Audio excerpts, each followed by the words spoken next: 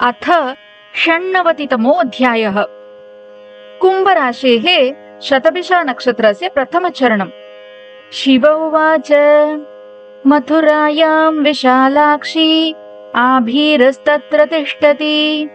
गोपालेति समाख्यातो सदा गोधनजीवितः तस्य भार्या विशालाक्षी सती नामातिसुन्दरी गोधनं बहुसाहस्रं गोपालस्य सुरेश्वरी वत्सानां वृषभानां च पालं क्रियते सदा शीतकाले महादेवी वृष्टिर्जाता वरानने गौसवत्सा महादेवी पीडिता भोजनं विना गृहाभावे मृतावाह्यं वत्सवृषभसंयुता ततो बहुगते काले गोपालस्य मृतिस्तदा यमदूतैर्महाघोरे नरके नामकर्दमे क्षिप्तौ यमाज्ञया देवी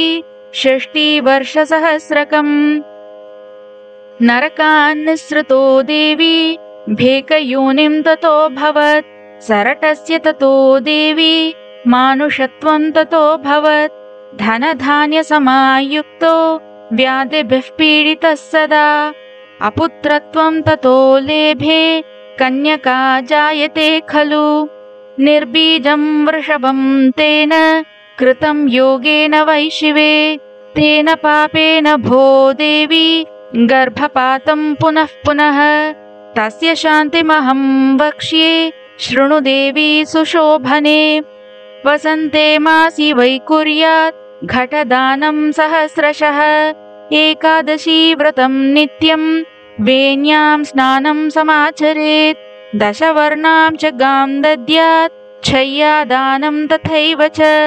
आकृष्णेति जपं कुर्यात् लक्षसंख्यं वरानने